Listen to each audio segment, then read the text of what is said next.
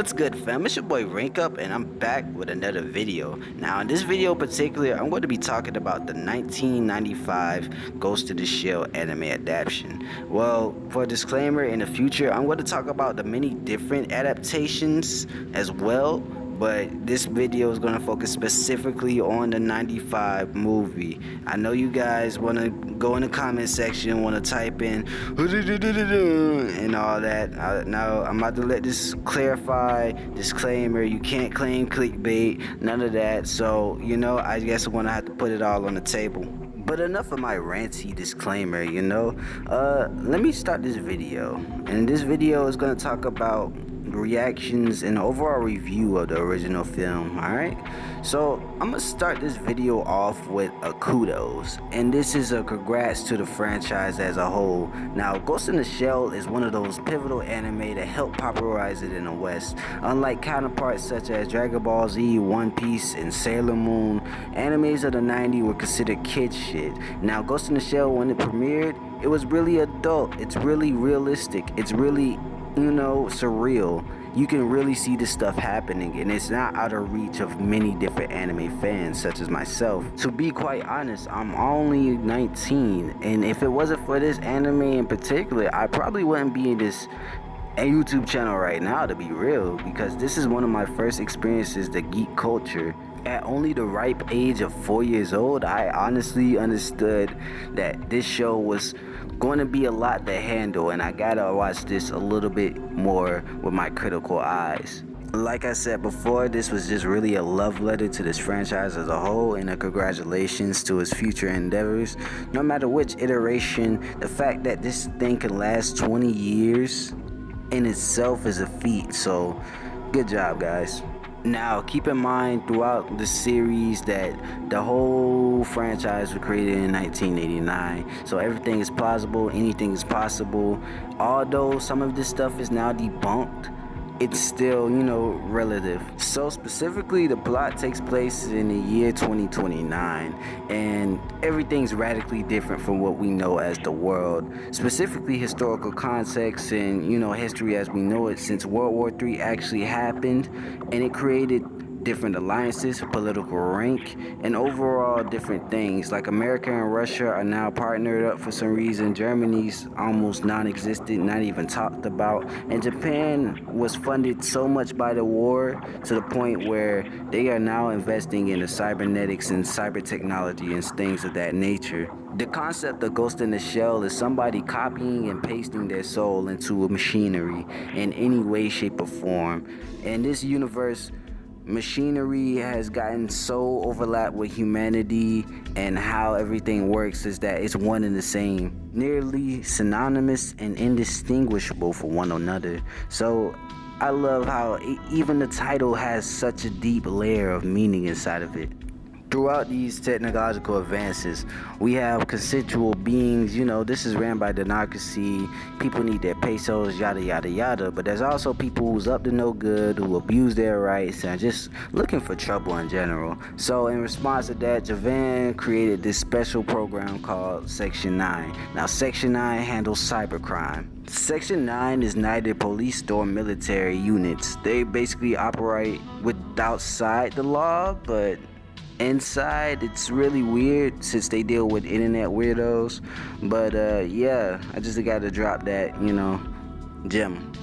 Now we focus on our main character, Major Mitoko Kusanagi. Now, she herself is an android, and she works for Section 9, and do cop stuff. It's the daily grind, it's the daily hustle. Yeah, but then she's met with the antagonist, and the antagonist dubs himself as the Puppet Master. And with the Puppet Master raises some serious questions about life and sentience. In this world, are you really still you if your body is not organic? Or on the flip side, if an AI or a robot can have anybody's memories, have any personality, likeness, and person, you feel me, just well-being installed inside of them, are they real? And so with the Puppet Master really raising these questions, that's all he wants to do. He wants to be a person, he wants to have a body, he wants to do things. So this really raises like philosophical ideas of what is living beings, what is a real creature, and it forces Tosanagi into a dilemma. She has to catch this guy. He's doing bad things, but she also has these same questions. So it makes her kind of a hypocrite, and the fact that she's so, determined to take him down, even though she has these very same sentiments, these same thoughts as this man. So as a compromise to catching him, she agrees to give up her body and link consciousness with the puppet master in order to give him a vessel. But at the same time, a lot of people aren't happy about the puppet master and his awareness for, cyber lives mattering. So they're trying to erase all of that. The Ghost in the Shell concept is really deep, guys. I cannot tell you this. I can't stress this enough.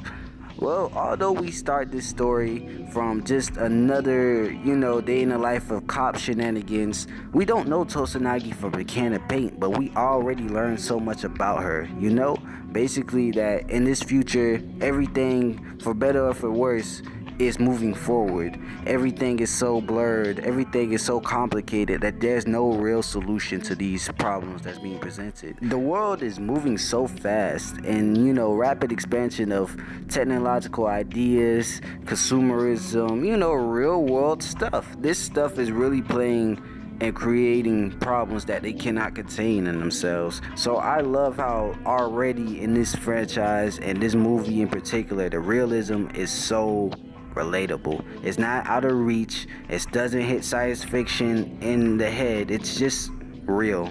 More talk about real things. I'm gonna have to give credit to the animation. Bruh, for 1995, this movie, even though it goes for a realistic approach, which doesn't really have a defining art style, it is so gorgeous to look at because it's so smooth, it's so crisp, especially considering that hand-drawn animation and digital animation was infused, and you can see glimpses and previews of it throughout images and videos alike out there. But it's so ahead of its time. Like, this anime sets a lot of precedents that no one can honestly compare. 20 years later, a lot of high budget or ongoing shows cannot compare to this movie in particular. Speaking of budgets, basically this movie was created on a budget of $10 million, but it really tanked the box office and theatrical releases when it debuted. And that's pretty sad considering that, this seems like a good spectacle. But thanks, lo and behold, to the power of home media, it was saved. This shit generated over $43 million worth of revenue. And I gotta salute that, boy, because I couldn't live in a world without this franchise. And I'm so happy that it really got its redemption arc.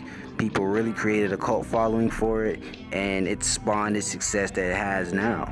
Before I forget, even the music is really, really good. Yeah, I know it has a budget behind it, but I'm talking about it, every scene is going to have something to accommodate for it. If you're in a chase scene, it's going to be high percussion, rattling hi-hats, and, things of that nature. If it's going to be somebody alone in the room, it's going to be, lo and behold, some weirdo ambient stuff, So if I'm no professional, but hit up Anthony Fantano for those type of reviews. But overall, to be real, I would give this anime like A+ to be real, because this movie in general, I'm sorry I keep saying anime, but it's an anime movie, so yeah, basically this show has no flaws, to be real.